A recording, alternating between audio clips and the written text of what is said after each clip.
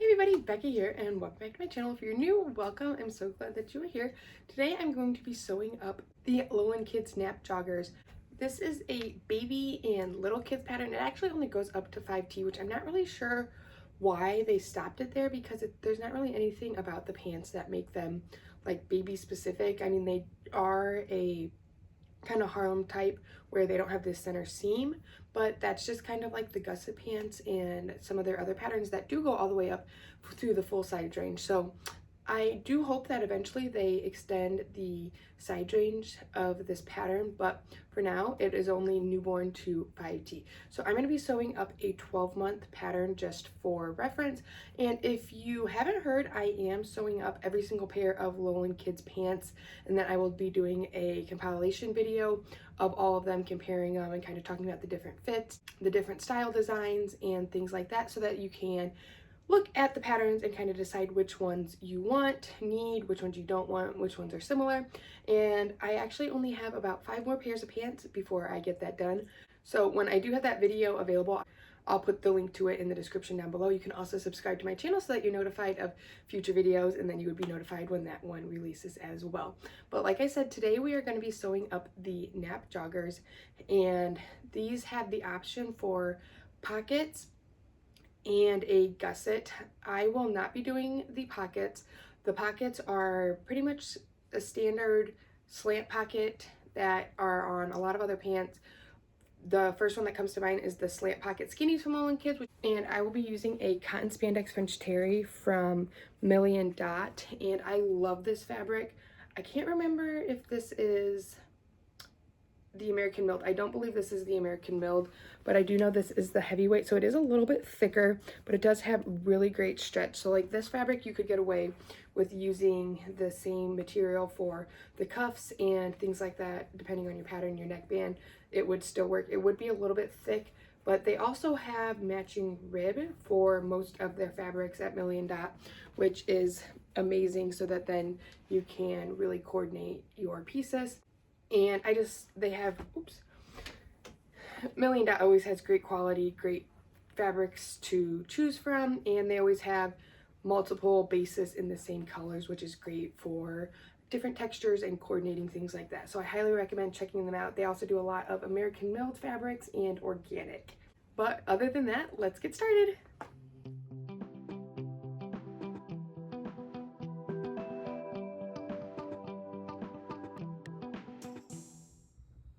Alright, to get started, I always just like to go over the pattern pieces that you are going to be using. So for any style, no matter what you're going to do, you're going to have your front and back pant pieces, which you can see here, you cut on the fold. So they are one piece, your whole front, and then the same thing with your whole back. And if you are doing the gusset, you would have cut out this little section here. If you were not doing the gusset, this would just be left here with this, without any gap here, so this would just be filled in. And the purpose of the gusset is it gives you a lot more wiggle room. If you have a cloth diaper kiddo, I highly recommend using the gusset. I recommend using it for other kiddos as well. It just basically what it does is it puts a little bit of extra fabric in here, and it helps relieve the stress and the tension on this seam here in between the legs, especially on these on the Harlem style. It really helps to kind of open up that center seam so it's not as baggy and bunchy and pulling kind of funny in the middle. So if you're doing the gusset, then you would have your gusset piece, which is just this here, and then you're going to have cuffs, a waistband, and then you're going to have the front and back yoke, which are these 2 strips here. If you were doing the pockets, you would have on your front piece cut out the curved line on your pattern pieces up here at the top, and that would be your pocket cut. If you aren't doing the pockets, you would just cut them straight like I did here, and you would have your pocket pieces. There's 2 pieces for each pocket. One is the big long one, and then the other one is the one with the curved edge that should match your curved here. And as I said, if you're doing the pockets, go ahead and you can check out my Slant Pocket Skinny tutorial on how to do the pockets, and then head back over here for this pattern.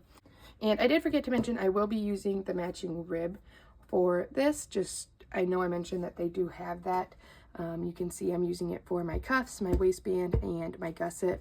And really that's just, you can see how much stretch is in that. So it really gives a lot of extra. And as I said, this is stretchy, just not as stretchy as the ribbing. So the first thing that you would do if you were doing the pockets is you would go ahead and you would get the pockets all situated, all sewn on. And then you would be picking up here, or if you're not doing the pockets, this is where you would be starting. So we are going to set all of our pieces aside besides our front and back pieces and our front and back yoke. And here, looking at the pattern, it says that they're called the front strip and back strip. So the yoke, a yoke on a pattern is what this is technically called. So if I refer to it as the yoke or the front and back strip, just know that those are the same thing.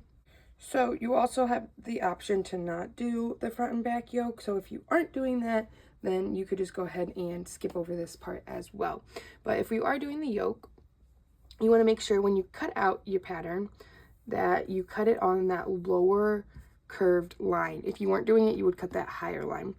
And the only difference of the front and back is the front just dips down a little bit more. So if you lay them on top of each other, so if you're doing the front and back strip or yoke on it, I would recommend just marking your pant pieces when you cut them out. I am like 99% sure that it actually turns out being the same pattern piece, and then the yoke is just different with this curve. But you just want to make sure that you know which one is which. And so then you have your front and back strip. So your front strip is the strip where it's kind of like a U, where both your top and bottom are moving in the same direction, kind of in a parallel line. That is our front yoke strip. And it facing the right way is where the bottom is longer, and so you can see here comes down here, so basically like an upside down rainbow. So this would get sewn on like so. And then for our back piece, your back yoke is kind of gets bigger as it comes to the middle and then goes back in. So that is your back piece, and that's going to get sewn on there. And again, I believe the back piece is the same on the top or bottom, so it doesn't matter unless you have a directional print. But what we're going to do is we're just going to do both of these at the same time. We are going to flip our strip down so it's right sides down, and lining up the bottom edge of our strip to that top edge of our waist of our pant, and just pin that on all the way down. And you're going to have to kind of ease it in a little bit because they are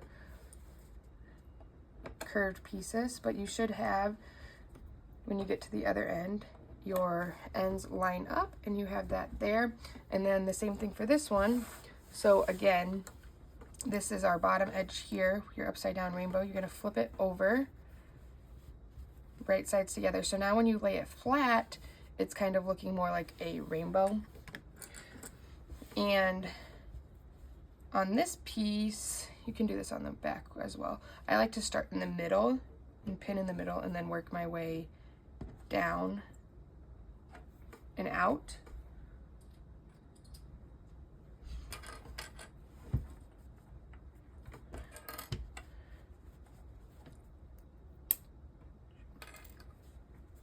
To the sides. And if you had the pockets on your front leg, you would just lay your pockets out flat and then you would sew this on just like this, but attaching it to the top pockets as well. So you would just want to make sure that your pockets are laying nice and flat up here when you sew them on. So now we're just going to go ahead and sew both of these seams up.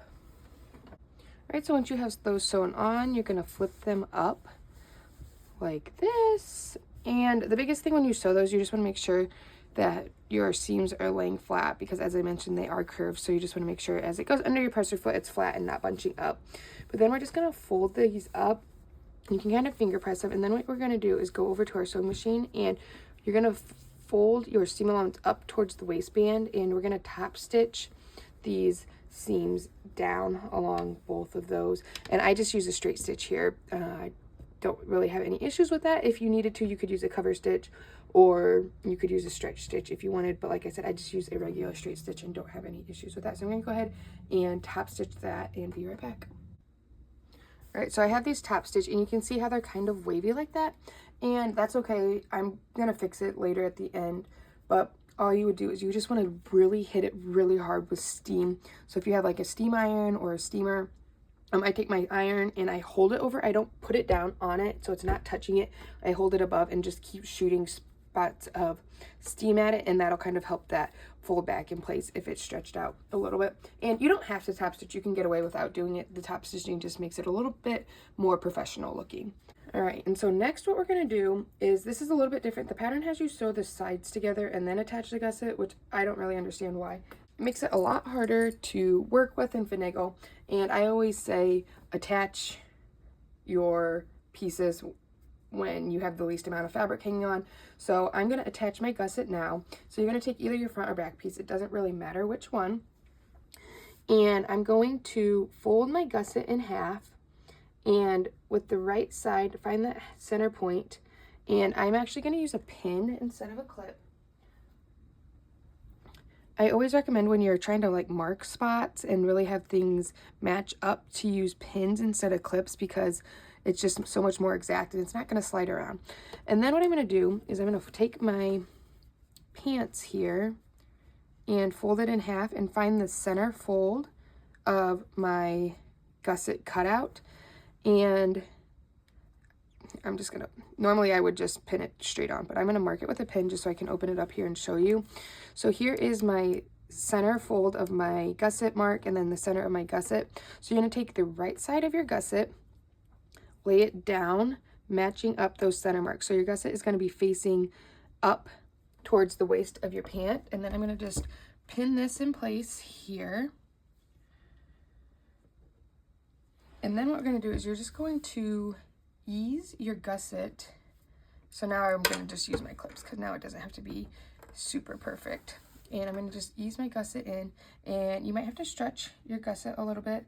That's okay, but you want this straight edge of your gusset to be basically matching up with your inseam. So the whole curved edge of your gusset is matching along this center line here.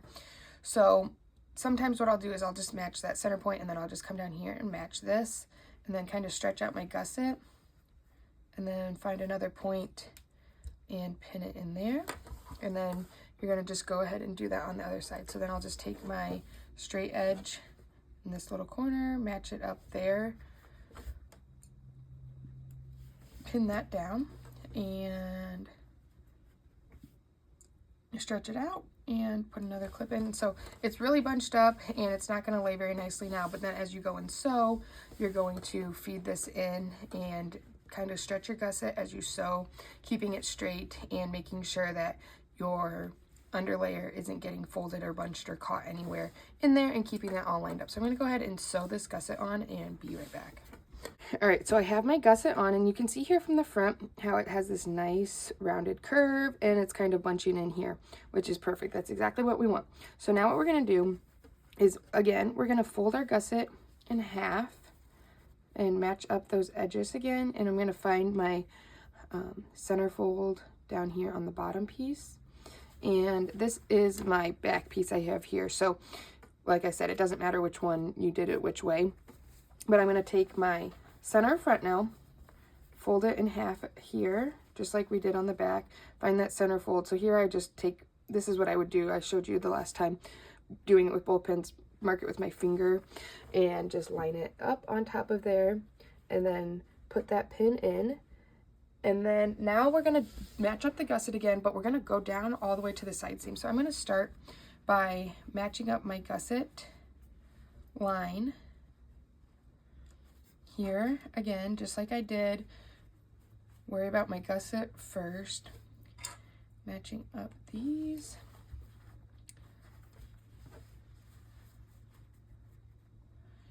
And so when you sew this, when you get to these points at the corner, you should end up with like a point so your seam allowance kind of eats out that flat part, and then it turns into more like a teardrop.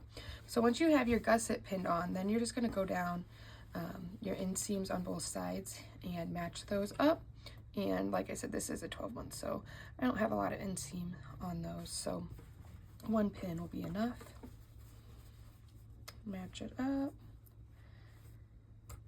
there, and then now you're going to go and you're going to sew your inseam, pivot again, making sure we stretch our gusset, keeping those edges lined up, so all the way around our gusset, keeping everything nice and flat, and then kind of pivot back down here and sew up the inseam of our pants. So I'm going to go ahead and do that and be right back. All right, so I have that all sewn up. And the other thing I did forget to mention is, so this is the side that I sewed on first. I like to make sure when I sew it that my seam allowance goes in towards my gusset. So you can see here how it kind of tucks up in there into my gusset. And then when you flip it out, you can see where I was talking about, it has that nice point on the ends and everything is all nice and closed and you have that extra room. So if you weren't doing the gusset, all you would have done is lined up your inseams like this, pinned and sewn all the way around there just like a regular inseam. Now we're going to do our side seams. So we're just going to start over on one side up at the top. I'm going to line up the top edge there, and then you want to line up your seams at the top of your yoke. And then if you were doing the pockets, you would want to make sure that your pocket edges were nice and lined up and flat on these side seams as well. And then you're just going to pin down your sides all the way to the ankle there. And then you would do that same thing on this side and sew down both sides. So I'm going to go ahead and do that real quick and be right back. All right, so I have those sewn up. So now you should have your pants body sewn up and done. So we're going to set that aside for a second. We're going to take out our waistband.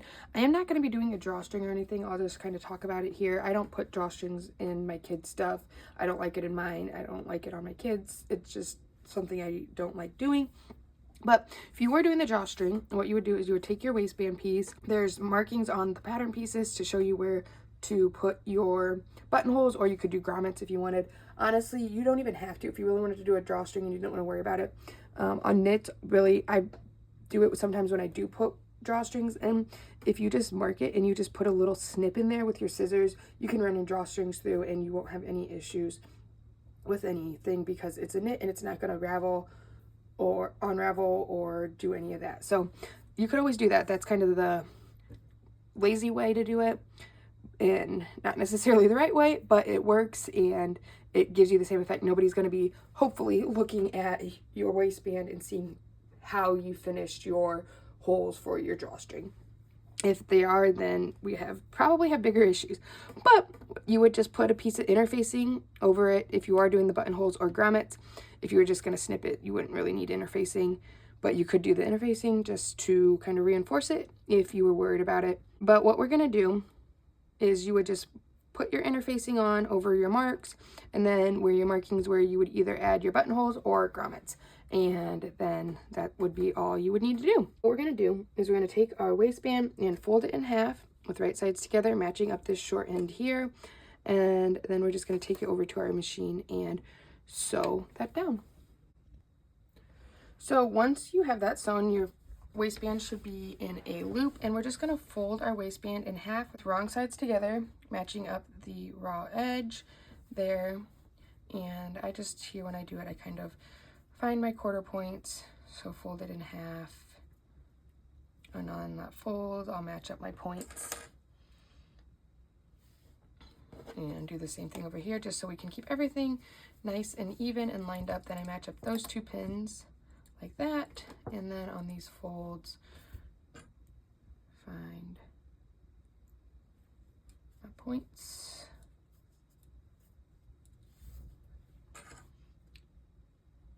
like that. And then we're going to take our pants back out now, and I typically like to put my center seam of my waistband at the center back, or I'll line it up with my side seam depending on if my pants have a side seam or things like that. So on these I am going to take my seam and put it with my side seam. It just kind of makes it hidden a little bit in there. So what I'm going to do is I'm going to line up my side seam here, And if you are using a solid or a non-directional print / not doing the drawstring, you can just slide your waistband in and it's not going to matter. If you're doing a directional print, make sure you are facing your waistband the right way. And a way to do that is when you put your waistband in and slide it in, you want to make sure that the side facing up is facing the same direction as the print on your main piece. So like here, my pieces, if I had a directional print, say it was a person, the feet would be down here, the head would be down here. Right here on this waistband piece, I would want to make sure that the head was at the top of my pattern of my print on my waistband. And if you are doing the drawstring, you want to make sure you do this before you put the drawstring in. Sorry, I forgot to mention it when I was talking about the drawstring. But if you're doing the drawstring, you need the grommets or buttonholes or whatever your holes are to be touching your main fabric. So you want, that would, kind of be your right side down of your waistband touching the right side of your pants. And again, you would want to make sure that it was facing the right way so that then after you put your buttonholes or grommets on, whatever, then attached it and folded it up, it's facing the right way. Now, if for some reason you wanted the drawstring to be inside your pants, which I know that's kind of a thing sometimes, so that it's hidden, then you would have your holes facing out and not touching the body of your pants. It's just some food for thought, kind of depends on how you want to do it. Then I'm just going to take this point here, match it up with my side seam, and this should fit pretty much at a 1-to-1 ratio, meaning you shouldn't really have to stretch your waistband to fit because we are putting elastic in there. It is a little bit smaller, but nothing drastic. So just kind of find the center front and center back and match those up. And then you're going to go ahead and you're going to sew all the way around here. If you do need to stretch your waistband a little bit, I think I took a little bit off of the length of this because I am using ribbed, and it's a little bit stretchier. So I took a little bit of length off. So I'm going to stretch it slightly, and I'm going to start over here, sew all the way around, and then stop about 2 inches from where I started so that I have a hole so that I can thread my elastic. So I'm going to go ahead and sew my waistband on, leaving this hole, and then I'll be right back. All right, so I have my waistband sewn on, and you can see here where I left my little hole. And now, if you haven't already, you're going to cut your elastic. I always like to wait to just show you guys how I cut my elastic. So I believe it's either 1 inch or 1.25 inch wide elastic. So mine calls for 1.25 inches, which is what I'm using. But before you cut your elastic, you always want to, this is called exercising your elastic or pre-stretching it. So you're just going to take your elastic and stretch it all the way to the max a couple times, and that just really takes out that initial pre-stretch so that then when you measure your elastic, it's your actual length. A lot of times it'll stretch out. So if you are interested and you already cut your elastic, go ahead and do that. Stretch it. Go from the middle all the way out and then go from the other side and do it a couple times and then remeasure it. And I can almost guarantee that it's going to grow at least 1/4 inch. Especially the longer your elastic gets, the more it's going to grow, just the just that ratio of length. So you always just want to exercise your elastic before you cut it. And so I'm going to cut my elastic now. So now I know once I sew it on, it is going to be the proper length. And a lot of times, especially if you're top stitching, that elastic will stretch out if you don't take that initial stretch out of it. And it just takes out that recovery so that it recovers right to the right size after it's actually being worn and things like that. So once you have your elastic cut, we are going to thread our elastic. And I like to use a bodkin. This is like one of my favorite sewing tools. These are basically like elastic tweezers is kind of what I call them. So they're tweezers, and then they have like little sharp claws on the tips, and then a washer to tighten it. And it's this long skinny piece, so it makes threading your elastic so easy. I have these linked in my Amazon shop. They're only a couple dollars, but they're my favorite things for threading elastic and draw strings and things like that. So you're just going to take your tool of whatever you're using, hook it on your elastic, slide it in, and pull it through. And as you do this, I just kind of stretch. You want to make sure that your elastic isn't getting twisted in here. So I always just kind of pull it and flatten it out while I still have a little bit of a tail. And then you just want to be gentle. The more you pull and don't readjust it, the more likely it is your elastic is going to get twisted in there.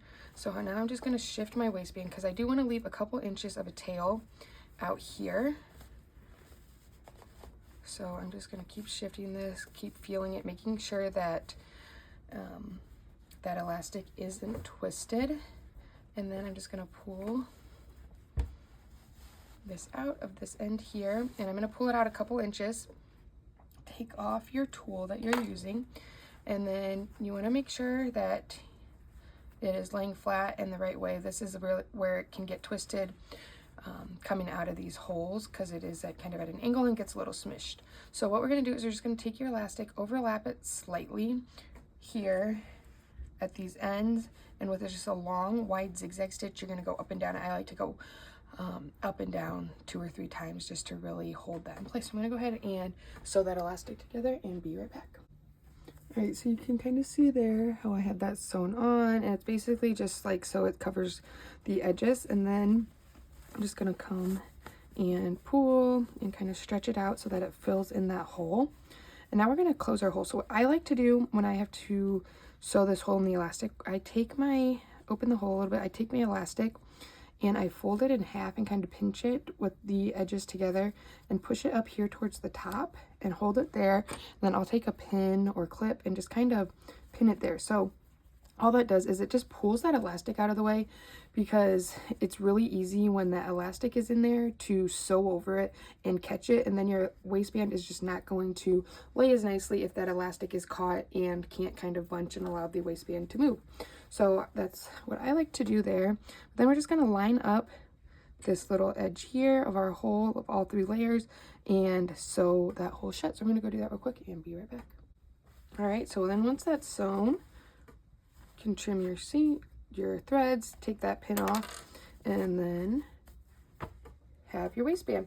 So this pattern doesn't have you top stitch the waistband. If you wanted to top stitch the waistband, you definitely can. I do have a tutorial on it if you are interested. But what it does have you do is it has you fold your seam allowance down and top stitch down here, so it would be on your pants, not on the waistband, and top stitch that seam down. So I'm going to go ahead and do that. The other thing that I'm going to do, because it does not have you top stitch the waistband down, when you don't have anything securing your waistband elastic, a lot of times it will roll or get uneven, bunched up, and that really annoys me when the elastic rolls and gets all twisted in there. So what I do is I go and just like at the sides, especially in the seam, I'll just go and kind of stitch in the ditch here and go up and down 2 or 3 times just to kind of tack that elastic down, and then I'll do it over here just real small, like 2 or 3 stitches up and down to hold that in place there. You could even do like a hand stitch to tack it down, but that just is going to hold your elastic in. And when you do that, you want to make sure that your waistband is kind of distributed evenly so that it doesn't uneven, because once you do that, it's kind of stuck and it's hard to get that tack out. So I always just tack my elastic down. So I'm going to do that and top stitch this seam down here and be right back. All right, so I sewed those down, and you can see my strings here. You can't even see it, so it really does just hide it there. I don't know if you can see right there. I just stretched it and, like I said, stitched a couple and cut it. So that's really all it is. It just needs just the smallest little stitch, and then I top stitched this seam here, and it is going to bunch up a little bit. Like I said, you can give it a steam, it'll help a little bit, but it's just with that elastic cinching it in, it's going to bunch a little bit when it's not being worn. And then when you stretch it out, and put it on, it'll flatten out a little bit as well, but giving it a nice steam will help that as well. So now our last step is just our cuffs. If you were doing the drawstring, you could thread your drawstring and put that in now or at the end. Wouldn't matter either way. You're just going to take your cuffs, lay them out, and all you're going to do is, with right sides together, line up this short edge here, pin that, do the same thing with your other cuff, and sew down that short edge. I'm going to go do that real quick and be right back. All right, so once you have your cuffs sewn on, they should be in a loop, and I'm just going to show you one. The process is the same for both cuffs, but what we're going to do is basically just like our waistband here. We're going to fold it in half with wrong sides together. Oops. Matching up those short ends, pin it, and then flip it out. So now we have that. And on the cuffs, I just do 2 pins. So I'll do the fold and the seam here. So I have my cuff, and then I'm going to take my pants and turn them inside out. And the same thing with the waistband. If you have a directional print, make sure that you are putting your cuff on the correct way so it doesn't turn out upside down. So what you're going to do is you're going to just take your pant leg here. You're going to take your cuff. You have the raw edges of your cuff, the raw edge of your ankle. I have the seam line of my cuff here lined up with my inseam seam. And I'm just going to open my ankle and slide my cuff in there. And to start, I'm just going to take my seam of my cuff, line it up with my inseam seam, and then line up the raw edges of my cuff and my ankle, so all 3 layers there. And then over here, the string stuck. Okay, so over here, I'm just going to line up this pin with my outer leg seam. And typically, your cuff is going to be smaller than your ankle on most patterns. Sometimes it's not, but for the most part it will be smaller. So you're just going to stretch your cuff slightly and sew all the way around that cuff, and then you'll do that same thing with your other cuff, and then your pants are done. All right, so once you get those cuffs on, you are done. And then, like I said, if you were adding the drawstring, you could go ahead and do that now, and then you could also give your pants a great steam, which I have not yet. So these are pretty quick sew, and they're fun to sew up, and they're just really cozy for the kiddos. There's no center seams. Like I said, they are very cloth diaper friendly, especially when you add the gusset in. And the pockets, you know, I just can't get behind pockets on under like an 18-month size, where they kind of start discovering pockets. Even then, it's a little early. I prefer more like after like the 2T, just for my kids. Otherwise, the pockets are kind of bunching out. Sometimes I will put a faux pocket in, where you would just top stitch your pocket shut and then cut off the trim instead of actually having the pocket bag in there, because typically, you know, they're chunky legs and the diapers and stuff, it just pushes the pocket bag out, and then you still get the really cute look of the pocket, but it's just not functional. So that's always another option there. But these are, like I said, really cute, and I will put a link to the pattern down below. If you sew these up and you found this helpful and you do share them on Instagram or anything, make sure you tag me. My Instagram is @Sewbexx. It's SEWBEXX. And if you had any questions about this pattern, sewing patterns, just sewing it in general, then feel free to leave a comment down below. You can also reach out to me on my Instagram, and I do have a tutorial for pretty much all of the Lowland Kids pants. If I don't, it's coming soon. And as I mentioned earlier as well, the comparison video of all the Lowland Kids pants patterns is coming soon as well. So thanks for watching. Bye.